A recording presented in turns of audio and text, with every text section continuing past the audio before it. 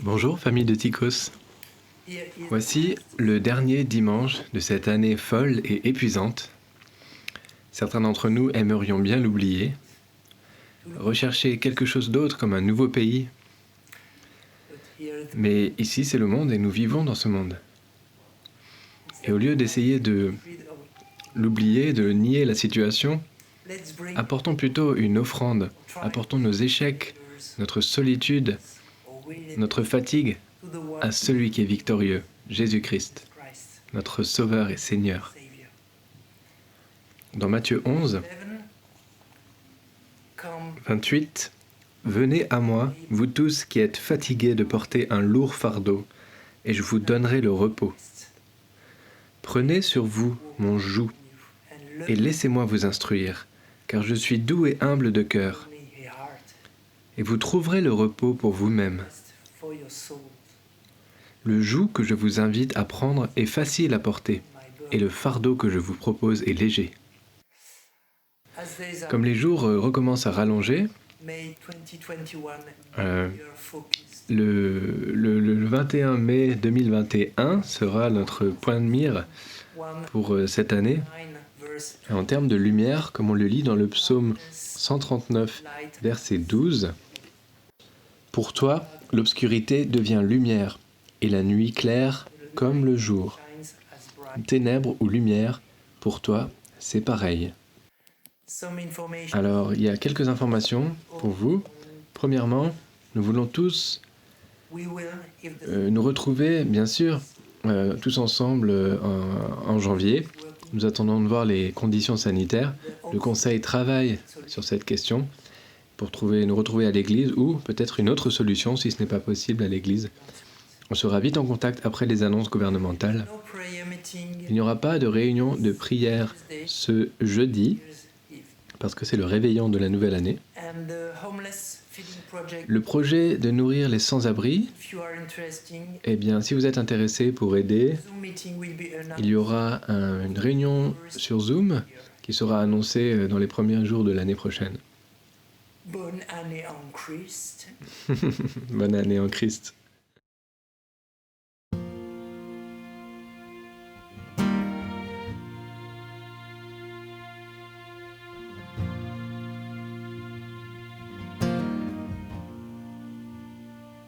I love you, Lord. Oh, your mercy never fails me. All my days I've been held in your hands.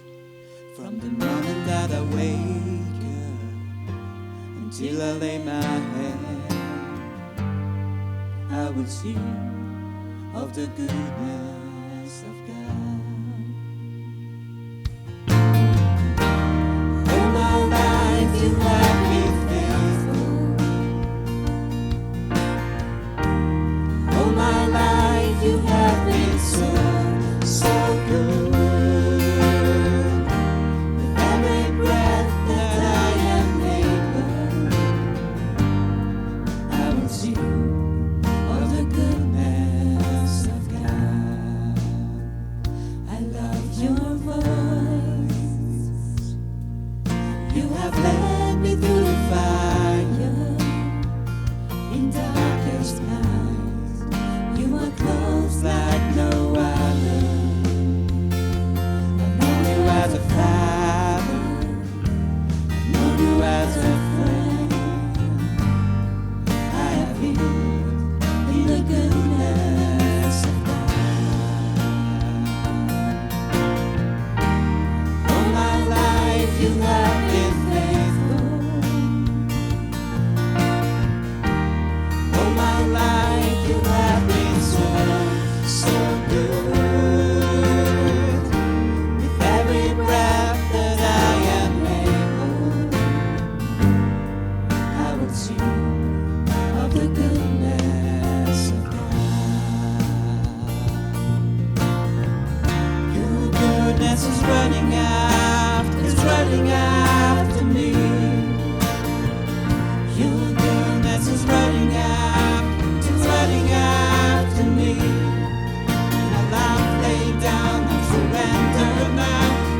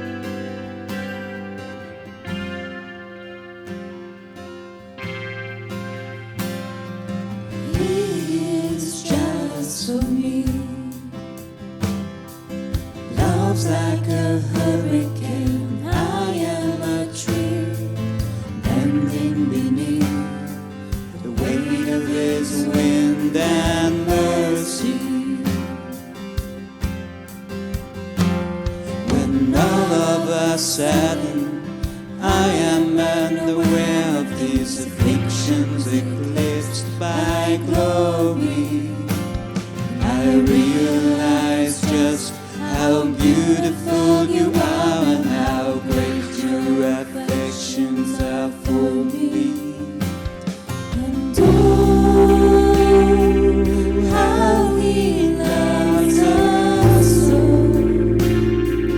Oh, how he loves us.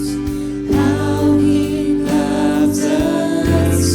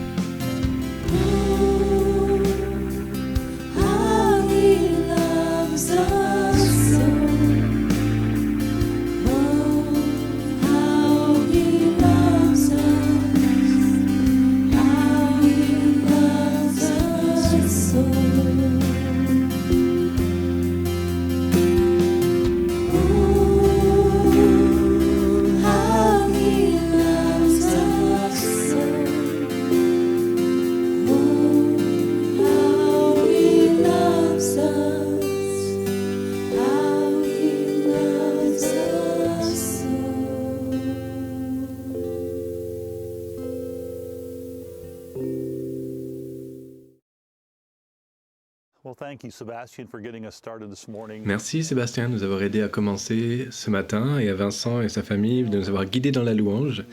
Et de la part de Dale et moi, pour vous tous, nous espérons que vous avez passé un super Noël. Et alors que nous avons hâte de voir ce qui va se produire, nous demandons à Dieu de nous rencontrer dans les jours qui viennent. Et une manière dont nous pouvons faire ça, c'est que ce réveillon du Nouvel An, nous aurons une réunion de prière sur Zoom pour amener la nouvelle année. Un temps court à partir de 23h30 jusqu'à un peu après minuit. Alors, priez avec nous, vous allez trouver le lien dans le prochain bulletin électronique. Et rejoignez-moi pour une prière. Père Céleste, merci pour ta miséricorde et ta grâce. Et nous te demandons ta bénédiction et ton pouvoir, ta puissance dans ce sermon pour tous ceux qui vont le prêcher et aussi ceux qui vont l'écouter. On te remet tout ça entre tes mains, Seigneur, dans ton nom précieux, Jésus-Christ. Amen. Cette année était vraiment intéressante. Nous avons fait face à des épreuves que nous n'attendions pas. On voit un peu comme cette montée avec des marches. Parfois, le chemin peut même ressembler à ça. C'est plutôt de l'escalade au-dessus de rochers. Un chemin qui est rude, qui est hostile. Et alors qu'on regarde tout ça, ça nous rappelle la nation d'Israël. Entre le livre de Deutéronome et le livre de Josué, ils ont été dans le désert depuis 40 ans, vraiment à cause d'un manque de foi. Et maintenant, ils sortent du désert, ils sont aux abords de la terre promise, et ils se demandent ce qui va se passer ensuite, alors que Dieu les menait, les guidait. Parce qu'ils avaient traversé le désert, peut-être que vous avez ressenti que vous êtes dans la traversée du désert en ce moment. Et maintenant, nous comprenons que même si le chemin prend un autre tournant, Dieu a quand même été avec nous cette année. Et donc les Israélites, alors qu'ils étaient vraiment en face du Jourdain, en face de la terre promise, après 40 ans dans le désert, se demandent ce qui se passe. Et dans Josué chapitre 1, on lit, verset 1, « Moïse, le serviteur du Seigneur, était mort. Le Seigneur dit alors à Josué, fils de Nun et auxiliaire de Moïse, « Mon serviteur Moïse est mort, maintenant c'est à toi de traverser la rivière du Jourdain avec tout le peuple, pour pénétrer dans le pays que je donne aux Israélites. Comme je l'ai promis à Moïse, je vous accorde la propriété de tout endroit où vous poserez le pied. Du sud au nord, votre territoire s'étendra, du désert aux montagnes du Liban. D'est en ouest, il ira de l'Euphrate, le grand fleuve, à la mer Méditerranée, en incluant le pays des Hittites. » La phrase qui est répétée encore et encore à Josué, c'était « Sois fort et courageux ». Et comme c'est répété plusieurs fois, l'idée c'est que vraiment, même quand les circonstances te disent l'opposé, de faire le contraire, il faut qu'on prenne position, même quand il y a des batailles devant nous. Il y avait des gens qui étaient dans la terre promise, ils allaient devoir faire face à des armées, à de l'opposition, à des ennemis. Mais il faut venir à cette réalité que nous devons nous tenir prêts et faire confiance à Dieu et être forts et courageux. Bien sûr, les circonstances veulent nous faire le contraire. Moïse, celui qui les avait guidés pendant 40 ans, était mort. L'idée, c'est qu'ils étaient toujours à l'extérieur de la terre promise, c'est toujours de l'autre côté du Jourdain. Ils n'étaient pas encore arrivés là où ils devaient aller. Il y avait des armées et des gens encore de l'autre côté. Plus encore le fait que ça faisait tellement longtemps qu'ils attendaient ça. C'est pas parce qu'on a eu la promesse qu'on y est déjà et que c'est facile. Alors peut-être on doit se dire ça nous aussi dans nos propres circonstances auxquelles on fait face. On doit se dire oui, sois fort et courageux. Je veux dire, cette année.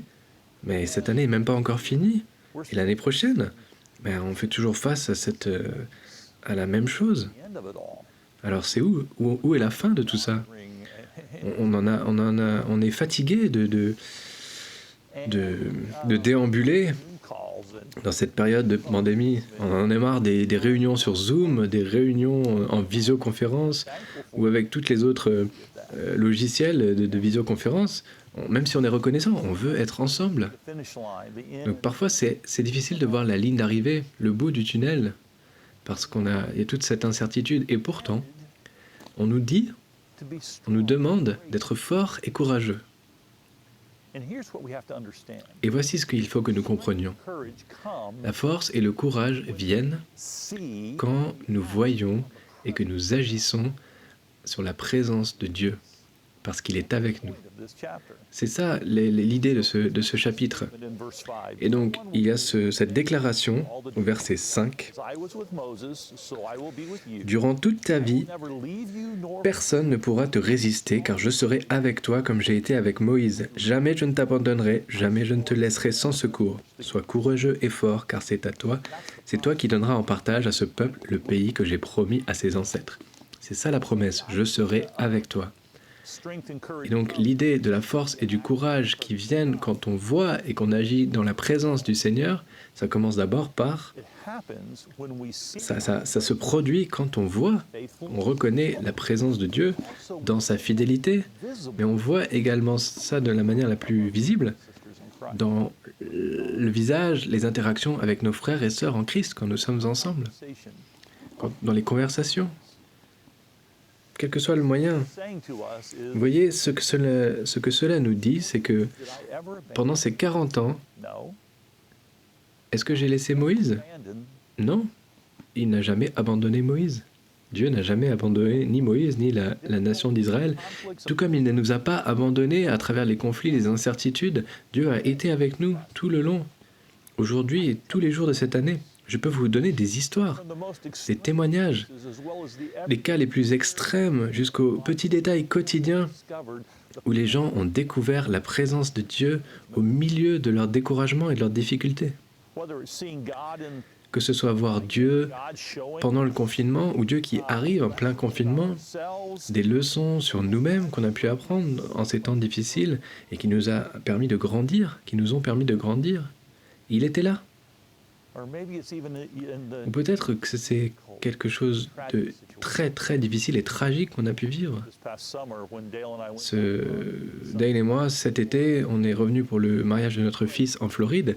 Nous vous avions demandé de prier pour un homme qui s'appelait Carl, qui est tombé en essayant qui était tombé en train d'essayer de régler le système sonore dans l'église de mon fils. Eh bien, il est tombé et il est mort ce même jour à cause de la blessure qui a suivi sa chute. Et sa femme, Annaline, on s'est demandé comment est-ce qu'elle allait gérer ce deuil, ce décès. On s'est demandé si elle allait un jour être capable de rechanter dans l'équipe de louange parce qu'elle aimait beaucoup ça. Elle allait monter sur la même plateforme d'où son mari est tombé et est mort. Et la réalité, c'est que elle a fait une déclaration à Dale, au mémorial, aux obsèques, et voici ce qu'elle a dit. Ça n'a pas d'importance combien c'est difficile, je n'ai pas perdu mon chant. Et pourquoi elle a dit cela? Parce que Jésus était avec elle et il lui a donné ce chant. L'autre jour, on regardait leur service de culte en ligne et on a vu Annalina sur cette même scène, plateforme, où son mari a été fatalement blessé. Et c'était grâce à la présence de Jésus. Et si ça, c'est pas la présence de Dieu, je ne sais pas ce que c'est. Si c'est pas la force de Dieu qui amène la guérison dans les temps les plus difficiles, alors je ne sais pas ce que c'est. Ce qu'il faut, c'est qu'on voit sa présence et qu'on le voit dans la vie des uns et des autres autour de nous. Elle est toujours manifestée dans les gens autour de nous. Et ça veut dire quelque chose quand nous voyons quelqu'un qui internalise cette réalité. Dieu était avec les Israélites, c'était un nuage de fumée, c'était une colonne de feu, et on pouvait le voir de manière externe. Mais quand ils ont vraiment vu Dieu, la manifestation de Dieu, c'était dans Moïse, parce que Dieu lui parlait, lui a donné les tables de la loi, la vérité à partager avec eux. Et il les a guidés. Alors ils ont pu voir, parce que Dieu avait une amitié face à face avec Dieu, et la radiance de Dieu a émané de lui quand il est redescendu de cette montagne. Et les Israélites ont pu le voir. Nous pouvons voir également la présence de Dieu, parce que le Saint-Esprit se manifeste en nous. Vous voyez, Moïse était unique en son temps. Le Seigneur était seulement dans quelques personnes à l'époque, mais en ce moment, de nos jours, le Seigneur est en chacun d'entre nous. On a tous internalisé la présence du Seigneur et sa vie, et ça irradie aussi de nous, de la manière dont on vit, dont on se comporte, dont on réagit. de la manière dont on peut se relever quand on tombe. Parce que Dieu nous soutient et nous donne du courage dans les temps les plus difficiles, comme Annaline. Ça, c'est le Saint-Esprit qui agit. Et nous le voyons le plus souvent quand nous prions ensemble aussi. Parce qu'il y a quelque chose, quand on prie tous ensemble, qui fortifie notre foi, qui la booste, et qui encourage vraiment, et qui nourrit spirituellement tout le monde, tous ceux qui s'engagent dans cette prière commune, par la foi. Au verset 14, on lit, il y avait certaines tribus qui restaient de l'autre côté du Jourdain. Et donc cette déclaration dit au verset 14, « Vos femmes, vos enfants et vos troupeaux pourront rester dans cette région où Moïse vous a amenés. Quant à vous, les hommes en état de combattre, munis de vos armes, vous traverserez la rivière à la tête de vos compatriotes. » En d'autres termes, vous allez tous ensemble. Nous sommes tous les uns avec les autres, nous y allons ensemble. Nous sommes encouragés par la foi des uns des autres parce que nous menons la bonne bataille. Nous croyons en Dieu, nous lui faisons confiance et nous le suivons, sachant qu'il est avec nous. Vous voyez, il dit « Je ne vous abandonnerai pas, je ne vous laisserai jamais ». Et parfois, on interprète les circonstances comme si Dieu nous avait abandonnés, mais ce n'est pas le cas. Dans le désert, la traversée du désert, ça ne veut pas dire que Dieu les avait abandonnés. En fait, Dieu les a menés et guidés jusqu'à cet endroit, jusqu'à ce moment, aux abords de la terre promise, à travers ce désert. Même si 40 ans auparavant, ils n'ont pas pu y entrer, à cause de leur manque de foi, Dieu les a quand même menés jusque-là. Ça ne voulait pas dire que Dieu n'était pas avec eux, ça voulait dire qu'il les a menés là, mais à travers le désert, que toute une génération allait mourir, oui, mais qu'une nouvelle génération qui serait fidèle à Dieu allait pouvoir traverser ce désert et arriver à la terre promise. Il faut vraiment qu'on peut la voir, la fidélité de Dieu quand ils étaient dans le désert. Il les a emmenés dans des endroits hostiles, il les a guidés, comme l'endroit que je vous ai montré au début. Ils ont dû se dire, mais où est Dieu à certains moments? Mais vous voyez, les meilleures leçons, on les apprend quand on est dans le désert. La manne, le pain qui tombait du ciel, les oiseaux qui leur apportaient de la viande parce qu'ils en avaient marre de la manne. Ils se sont plaints et Dieu a quand même répondu à leur plainte. Dieu était fidèle, il était avec eux. Même quand ils se plaignaient, même quand ils manquaient de foi, il était là. Dieu ne les a pas abandonnés. Nous, même quand on se plaint, Dieu ne nous abandonne pas. Quand on se plaint du confinement, de la pandémie, des appels sur Zoom, et Dieu est toujours avec nous. Gloire à lui. Alléluia. Alléluia. Il a même fait sortir de l'eau d'un rocher. Vraiment. Ça, c'est ce que Dieu a fait pour eux. Et Dieu était dans le désert avec eux. Il ne nous a pas abandonnés non plus. Il a été avec eux pendant toutes les choses auxquelles ils ont fait face et il est avec nous aussi. Nous ne savons pas ce que 2021 va nous réserver, mais nous savons une chose, c'est que le même Dieu qui était avec nous en 2020 sera avec nous en 2021, qui va dérouler devant nous le plan qu'il a pour nos vies. Et alors nous venons à ce passage et nous devons comprendre quelque chose. Que le deuxième problème, c'est que quand nous pratiquons sa présence, nous sommes dans le centre de sa volonté, alors on sera transformé par la parole de Dieu. Et nous aurons plus encore le sentiment de cette présence. Au verset 7, on lit « Il te suffira d'être courageux et fort et d'observer entièrement la loi que mon serviteur Moïse t'a transmise. Ne t'en écarte jamais, et ainsi tu réussiras dans tout ce que tu entreprendras. » Alors faites attention à obéir.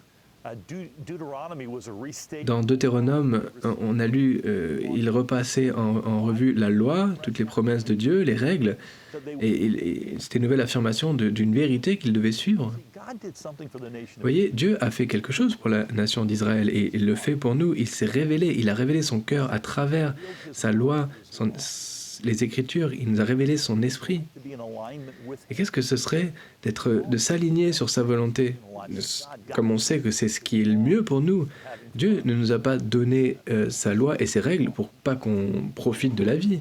Non, il a donné ses règles parce qu'il les aimait tellement qu'il voulait les aider à rester dans le bon chemin, à ne pas être distraits, ne pas être des idolâtres, mais rester fidèles au vrai Dieu. La parole de Dieu nous dit qu'il est cette merveilleuse œuvre qu'est la Bible, nous dit qu'elle vous dit tout ce que vous avez besoin de savoir pour construire votre vie sur des bases saines. Au lieu de vous descendre, c'est pour votre bien. La volonté de Dieu est révélée dans la présence de Dieu, quand on est vraiment au centre de sa volonté. C'est intéressant parce qu'il ne nous a pas seulement demandé d'obéir quand les choses allaient bien, il nous a demandé d'obéir même quand les choses n'allaient pas bien. Quand les Israélites étaient dans le désert, quand ils se battaient pour la terre promise, alors il leur demandait d'obéir tout le temps. Vous voyez, ils étaient dans une bataille spirituelle. Les circonstances, ce n'est pas une excuse pour abandonner cette vérité. Les difficultés, ce n'est pas le moment de baisser les bras et de se dire « Non, mais c'est bon, je ne vais plus suivre la parole de Dieu ». En fait, on comprend dans ce merveilleux chapitre que c'est un encouragement et même une exigence. Parfois, on utilise nos circonstances comme une excuse, mais encore plus souvent, on utilise nos désirs égoïstes comme une excuse pour ne pas suivre Dieu et la volonté de Dieu et la parole de Dieu. On dit des choses comme tu sais, en fait, c'est la grâce, non? La grâce, Dieu pardonne. Bien sûr, c'est à propos de grâce et de miséricorde. Mais comme le dit Romains chapitre 6, le fait d'être pardonné, ça ne veut pas dire qu'on ne doit pas obéir. Ça ne veut pas dire qu'on doit faire n'importe quoi. En fait, la miséricorde et la grâce, c'est la raison pour laquelle il nous aime et pour laquelle nous l'aimons. La parole de Dieu n'est pas un code par lequel il faut vivre, c'est une vérité qui transforme notre esprit et change nos cœurs.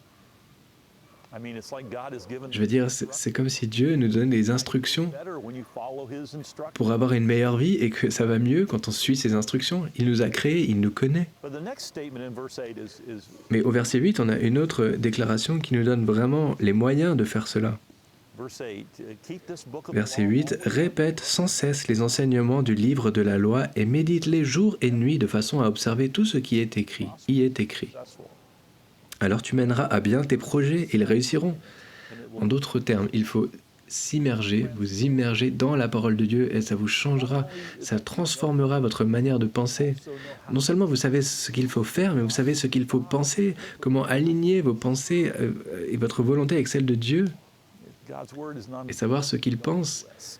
Oui, la parole de Dieu, ce n'est pas une liste de choses à faire et à ne pas faire, ça révèle vraiment son amour et son esprit et ce qu'il a en tête pour nous, et on doit méditer sur tout cela. L'idée originale, c'était comme une vache qui mangeait, qui ruminait. Il faut ruminer toutes ces choses, toutes les bonnes choses. C'est jour et nuit, c'est une immersion constante dans la lecture, la réflexion, la méditation. Je pense qu'une des meilleures choses que j'ai trouvées pour moi, et je l'ai partagé il y a quelques semaines dans une vidéo en ligne, c'est prenez un verset, une vérité, et je commence la journée avec ce verset. Je le lis le matin, je le lis encore au milieu de la journée, je le lis encore le soir, et je le lis juste avant d'aller me coucher le soir, et je suis constamment immergé dans cette vérité à propos de Dieu, à propos de la vie qu'il me révèle. Ça veut dire qu'on commence à penser de manière biblique à propos de notre vie, à propos du monde qui nous entoure, à propos de Dieu. C'est cette vérité que Dieu ne nous abandonnera jamais, ne vous abandonnera jamais. Mais quand nous sommes dans la parole, on n'est plus conscient de sa présence. Et quand on reste au centre de sa volonté et qu'on veut vraiment être obéissant, on veut vraiment s'aligner avec son esprit et sa volonté, alors on découvre qu'on est plus sensible à lui. Et on est plus sensible aussi quand on s'écarte du bon chemin. Et ça le dit, ne t'écarte pas, dans ce verset. D'une certaine manière, il amène ce sentiment de culpabilité pour qu'on se rende compte que ce n'est pas bon, que ça ne va pas, et on peut revenir à lui. Et donc nous nous immergeons dans la parole de Dieu. Et c'est ça la beauté de la chose, il nous restaure. Et la troisième chose qu'il faut que l'on sache, c'est que quand nous vivons et que nous agissons dans les promesses de Dieu, nous choisissons sa volonté, sa manière de procéder. Nous choisissons la foi. À la fin de la traversée du désert, quand ils étaient en face de la terre promise, il y a un appel d'être fort et courageux, et de ne pas avoir peur et ne pas être découragé.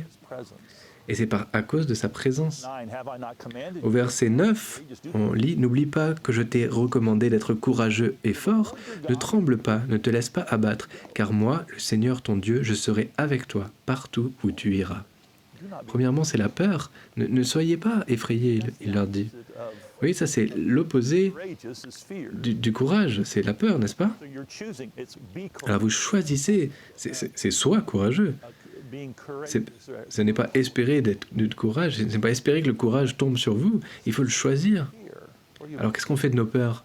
Eh bien, on les dépose devant Dieu, on les dépose devant lui dans la prière, de la manière que vous voulez, mais vous lui déposez toutes vos peurs. Vous pouvez méditer sur sa parole, comme on l'a dit. J'aime ce qui est dit dans Romains chapitre 8, verset 31.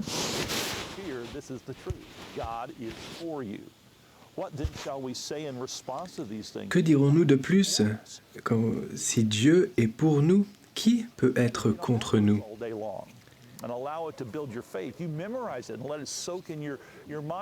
Vous méditez sur ce verset toute une journée et permettez-lui de construire, de fortifier votre foi, que ça puisse rester dans votre tête quand vous êtes face à des choses qui vous découragent. Vous pouvez y puiser de la force et du courage. Ça, c'est la beauté de la chose.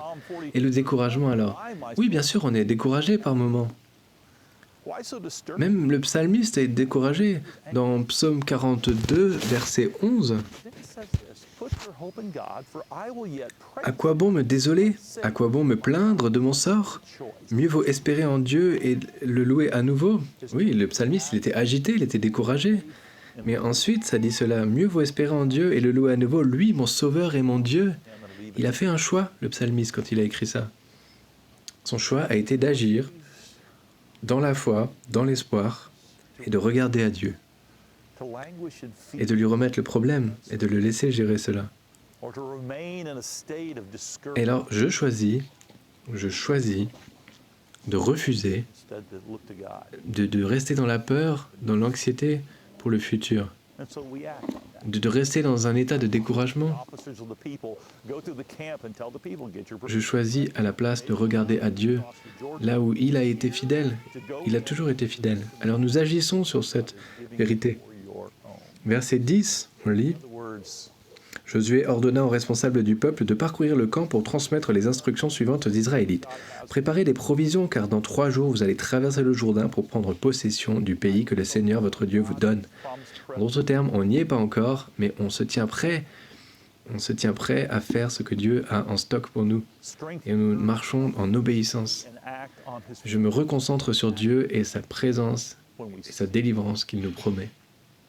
Parce que c'est ça la force. La force et le courage viennent quand on voit et qu'on agit selon sa présence, dans sa présence. C'est seulement là que ça vient, quand on la reconnaît, quand on la voit dans les uns les autres, quand on la voit dans la parole de Dieu, et quand on agit là-dessus, en méditant sur la parole de Dieu, en s'immergeant dans cette parole, en s'alignant sur sa volonté, en étant dans l'espoir. Vous voyez, Josué, il avait un problème. Le courage qu'il a manifesté était dans un nouveau territoire. Vous voyez, verset 3, on lit.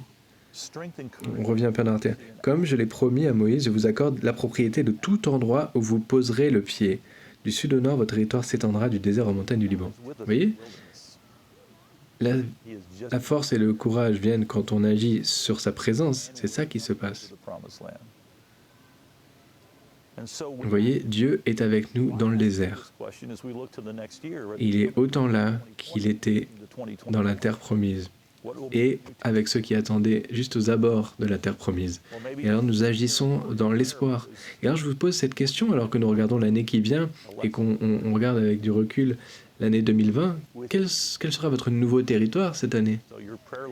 Peut-être que c'est le nouveau territoire de la prière, parce que vous allez être plus dépendant de lui, grâce aux leçons que vous avez apprises en 2020 et que vous allez emporter avec vous en 2021.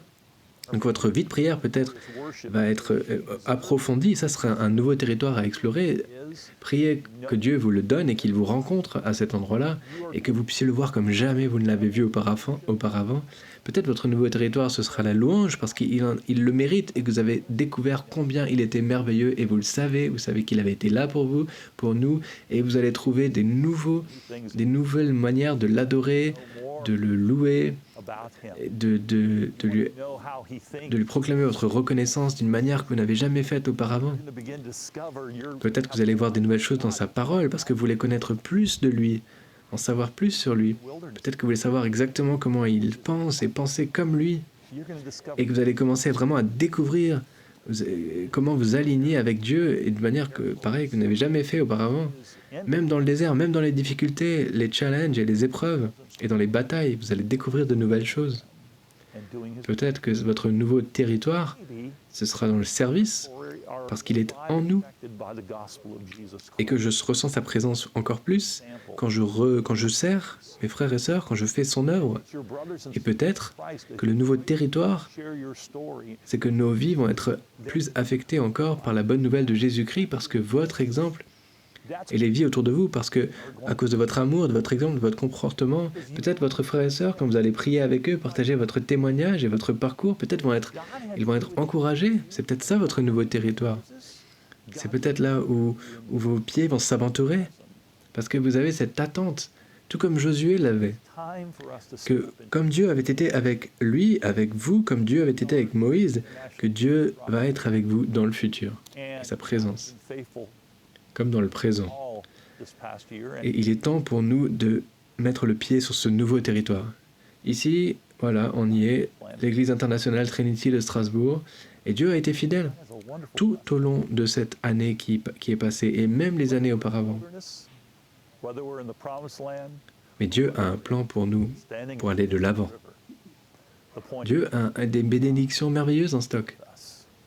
Parce que même si nous sommes dans le désert, même si on est dans la terre promise, ou même si on est entre les deux et qu'on est un peu entre deux chaises, devant la rivière, ce qu'il faut retenir, c'est que Dieu est avec nous et qu'il ne nous abandonnera pas.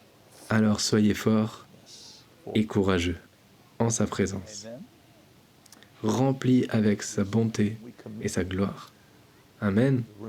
Seigneur, que tu sois avec nous, avec ta force, nous te remettons toutes choses, nous te remettons tous les derniers jours de 2020 et toute la nouvelle année de 2021, que tu puisses nous guider et nous diriger au nom de Jésus. Amen. Eh bien, je pense que la meilleure manière de clôturer ce message est de vous dire ce que je vous dis depuis toute l'année, bon courage en Christ. C'est son courage qui nous remplit avec sa présence. Que Dieu vous bénisse.